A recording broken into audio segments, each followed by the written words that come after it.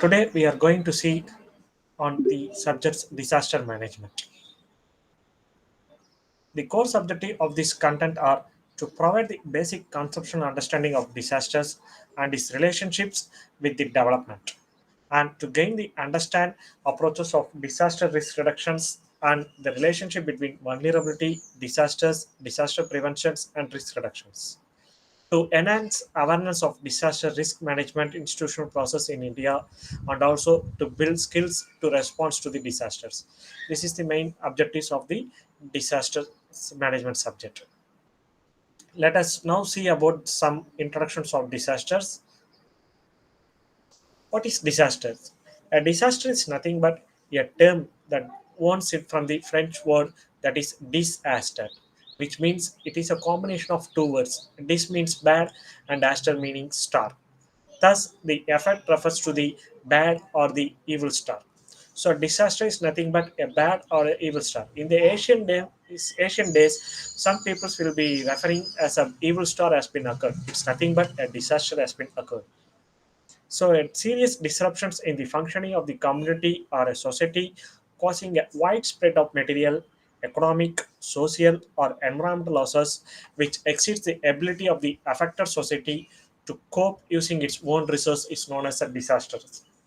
So disasters can be said as it is for disruptions in the overall community or the society with respect to either of material or otherwise it is respect to your economic conditions or otherwise it is respect to your social or your environmental losses. So the disasters is as a result from the combinations of hazards, vulnerability as well as the insufficient capacity or measures to reduce the potential chances of risk. This is nothing but your disasters. So now let us see about what is meant by hazards. So hazard may be defined as the dangerous conditions or event that threat or to have a potential for causing injury to the life or damage to the property or to the environment. So it is nothing but a dangerous conditions or a event which has been caused a threat to the in people's life, that is any cause of injuries to the lives or otherwise any causes of damages to the properties or otherwise any causes of damages to the environment. It is nothing but your hazard. The hazard may be grouped into two broad categories, namely as natural hazards as well as the man-made hazards. Natural hazards. The natural hazards is nothing but the hazards which has been caused because of the natural phenomena you are going to call as natural hazards. So the natural hazards which are caused because of the natural phenomena is nothing but natural hazards like hazards with an examples of meteorological, geological or even biological origin can be coming across your natural hazards. The examples of the natural hazards are cyclone, tsunamis, earthquake, and volcanic eruptions, which are exclusively of your natural logic. All these hazards, that is your tsunamis, earthquakes, volcanic eruptions, and cyclones, is due to your natural conditions of the environmental cases. So these kinds of hazards you are going to call as natural hazards and man-made hazards. Man-made hazards are the hazards which are due to your human negligence. Some sort of human activities will be associated with your man-made hazards. So those man-made hazards are associated with the industries or energy generation facilities and include the explosions or leakage of toxic waste, pollutions, dam failures, wars, and civil services. So this is about your man-made hazards. So we have seen that hazards is nothing but the uh, any causes of threat to your society or otherwise the damage to the people or damage to the environmental conditions, nothing but hazards. And in that we have seen about natural hazards and man-made hazards. So natural hazards is for your natural conditions, that is a natural environmental conditions, and man-made hazards is because of your human negligence with respect to industries or any sort of the explosions or leakage of the toxic waste. Next, we will see about different types of hazards and their examples. So, one by one, we will be seeing now. First one is of geological hazards. So, there are those hazards which has been termed with respect to the geological nature of the Earth's surface. It's nothing but geological hazards.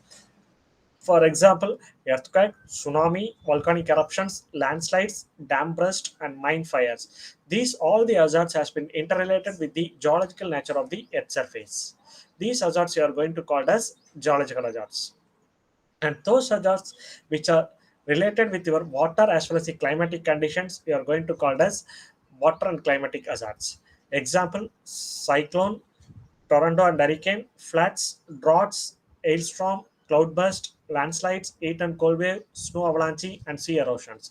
All these hazards has been interlinked with any water or otherwise climatic conditions. For example, cyclone, floods, cloudburst, heat and slow avalanches, and landslides. These are all the things which has been interrelated with water. Whereas Toronto, drought, hailstorm, cloudburst, sea erosions, these things have been interlinked with the climatic conditions and as well as the cyclone. So because of the water as well as the climatic conditions that hazards causes, so those hazards we are going to call as water and climatic hazards. Then environmental conditions. If the hazards has been interlinked with the environmental nature, that is environmental pollutions or any sort of desertifications or deforestation and pest infections, these hazards you are going to call as environmental hazards. And if any hazards has been interlinked with the biological accidents, those hazards you are going to call as biological hazards. That is, for example, the human or the animal epidemics you will be going to call as biological hazards. And pest attacks, food poisonings, weapons of the mass destructions, it's called as biological hazards.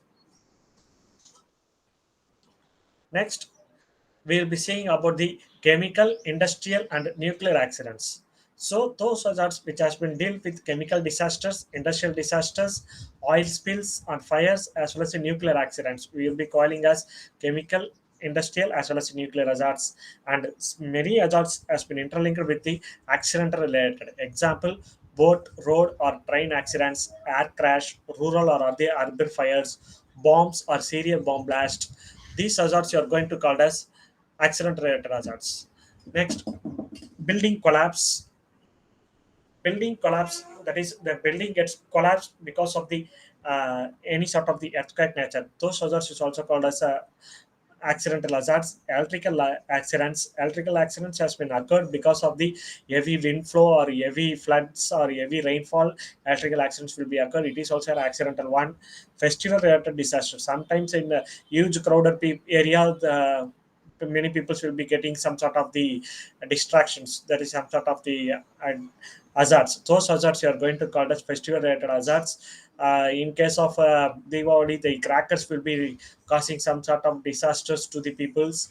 Those hazards you are going to call as festival related hazards. And mine flooding, it is also because of the accidental related one. So that hazard is you are going to call as mine flooding, that is accidental related hazards. So these are all the various types of hazards. Next, vulnerability. Vulnerability may be defined as the extent to which a community or a structure or services or a geographical area is likely to be damaged or disrupted by an impact of the particular hazards on the account of the nature, constructions, and proximity to the hazardous terrains or the disaster prone area. This is nothing but your vulnerability. So the vulnerability may be categorized into two types similar to the hazards. The vulnerability is also categorized into two types. One is of physical vulnerability and one more is of social economic vulnerability. So vulnerability, simply we can able to say it is nothing but an extent of the geographical areas or otherwise the community or a structure which is going to be damaged because of the hazards. So because of the hazards we can able to predict what sort of the damages has been going to occur for such a community or for a group of the peoples or a group of the geographical area. It is nothing but the vulnerability. So vulnerability, as similar to the hazards, it is also classified as a physical and as well as a social economic vulnerability. So physical vulnerability is nothing but it includes the notations of who and what may be damaged. Because of your natural hazards, who is going to affect it and what is going to affect it, either the environmental or the society or a group of people or anything, or that can be affected because of the natural hazards such as earthquakes or floods. That comes under your physical vulnerability. That is, it includes the notations of who and what may be damaged or destroyed by the natural hazards such as earthquakes or floods. It is based on the physical conditions of the peoples and the elements at the risk such as buildings, infrastructures, etc., and the proximity, locations, and the nature of the hazards. It also relates to the technical capability of the buildings and structures to resist the forces acting upon them during an hazard event. So, some sort of the vulnerability, that is, some sort of the buildings will be going to resist because of the natural hazard conditions. Since why it is been resisting means some building will be built up in strong conditions based upon the earthquake resistant designs. So based upon that, the building will be withstanding the capability of the structures. So those type of hazards are going to call as physical vulnerability. Next one is social economical vulnerability. So the degree to which the population is affected by an hazard will not merely lie on the physical component of vulnerability, but also on the socio-economical conditions. Okay, so the vulnerability based because of the hazards, it is not because of your physical component. That is, it is not because of your natural component. It is also deals with the socio-economical conditions. The economy will be getting off very much reduced in the society because of a particular type of hazard or because of a particular type of disasters. So we have to overcome the particular disasters, or we have to overcome from the economic conditions. So the economy losses you are going to say in the social economical vulnerability. The social economic conditions of the people is also determines the intensity of the impact. So the economical condition of the people will be having some impact to the society. If the economy has been lost, the society will not be able to have any more extension of the services. Similarly, if the economy has been lost, the group of community will not be have any sort of the exposures. Those things will be coming under your social economic vulnerability. So the example here is given as if people who are poor or living in the seacoast area don't have the money to construct the strong concrete houses in case of there is of any type of disasters. Okay, if disasters has been occurred in the seashore area or other seacoast area, the buildings will be going to get lost. But people those who are living in the seacoast area will not be having such sort of money to construct the concrete houses immediately after that impact. So they are at the generally at the risk and lose the shelters whenever there is a strong wind or cyclone. Okay, we can able to see in many situations, in many types of periods of cyclones, that many peoples are losing their houses, as well as many peoples are losing their shelters because of the strong wind or as well as because of the cyclone. So those peoples will be getting off economically decreased, those people will be getting off economically affected. So those hazards, those vulnerability you are going to call a socio-economic vulnerability. So because of that poverty, they are not able to rebuild their houses. So because of that poverty only, they are not able to rebuild their houses. But now the government has given some sort of initiativeness and some sort of efforts in order to reduce these kinds of things. That is, if the disasters we can able to predict it in the pre stage itself, we can able to reduce these kinds of the vulnerability. Next, disaster resilience. Disaster resilience is the ability of individuals or the communities or the organizations and states to adapt to and recover from the hazards, shocks, or stresses without compromising the long-term prospects for the development. That is disaster resilience. So disaster resilience, it will be looking after only the short-term prospects. For example, if the disaster has been occurred, that is if the rainfall or the cyclone has been occurred, some people will be shifted to some safety places to live. So that is a short-term prospects. So that short-term prospects you are going to call as a disaster resilience. So the long-term prospect, they will not be looking after the long-term prospects. So they will be looking only the short-term development, that is short-term safety periods. So it is an ability of individuals or the communities or the organization which will be looking to adapt for the particular situations with the short-term goal. So if the rainfall has been there for 3 to 4 days, so for the short period only they will be looking for the safety conditions. So they will not be overcome for the long-term prospects. So this short-term goal will be tends to your disaster resilience.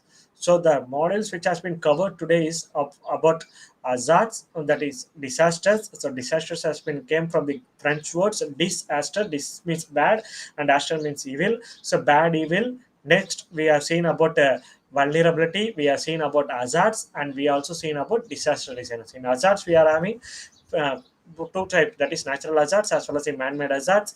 In vulnerability we are having physical vulnerability as well as the socio-economic vulnerability, and this disaster resilience is for your short-term goal. So this is about your today's class. Thank you.